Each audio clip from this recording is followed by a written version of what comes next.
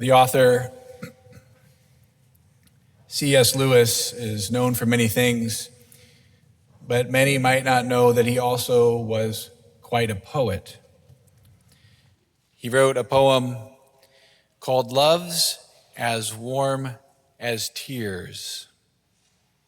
Love's as warm as tears.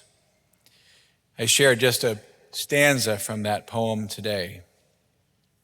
Love's as hard as nails. Love is nails, blunt, thick, hammered through the medial nerves of one who, having made us, knew the thing he had done, seeing with all that is our cross and his.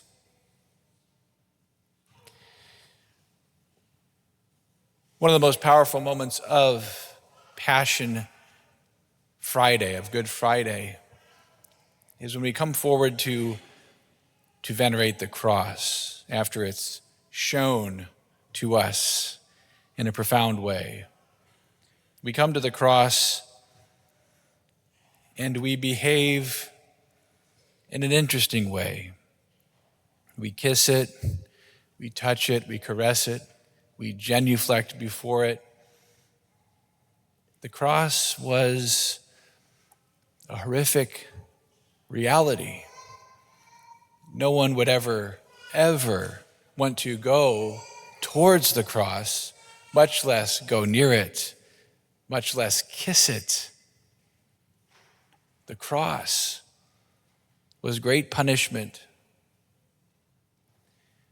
You see, we get wrapped up in Holy Week and it's good, and we hear the stations and the meditations, and it's easy for us to begin to think that somehow Jesus was kind of pushed into taking on the cross. He didn't really want to do it. That somehow this is just part of a political corruption and religious corruption, and they decided to crucify him like we heard in the gospel. But see, that cross, as C.S. Lewis says, was ours and now his. The cross is ours. It's our punishment for sin, for rejecting the love of God. And in his response to that rejection, he lets himself be nailed to the cross. The cross represents for us suffering, human suffering. It is in human suffering that we face the real challenges of whether or not we believe in God, whether or not we're going to love and trust him. There's a beautiful line in the first reading for Good Friday from Isaiah. It's important for us to remember. It's that he bore our sufferings and took on our iniquities. But what does that mean? That means that all of the pain and suffering that I have experienced thus far in my human life, Jesus has united to himself. That all the afflictions and infirmities that I have experienced or am experiencing right now, Jesus has united to himself. Jesus has united himself to us in our suffering. And so that's why we come forward to kiss the cross. We're not afraid to do that because Jesus is on it.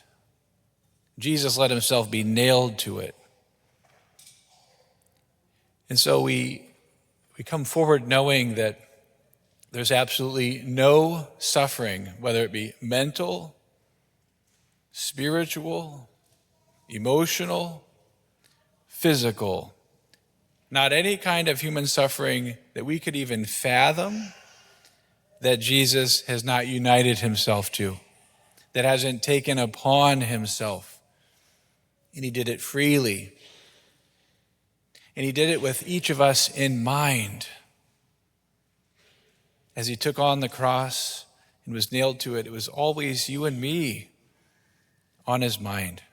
He was thinking of us when he went to the cross. He was thinking of us when he was nailed to the cross. He was thinking of us while he hung on the cross and when he gave up his spirit. And so Good Friday simply reminds us that when we see the cross, it's for two. It's for Christ and for me. It's my cross and his cross. And he's with us, united to us in our suffering. And that gives us consolation that we're not abandoned, that we're with him, that we find him, not apart from the cross, but on it. Hail Mary, full of grace, the Lord is with thee. Blessed art thou amongst women, and blessed is the fruit of thy womb, Jesus.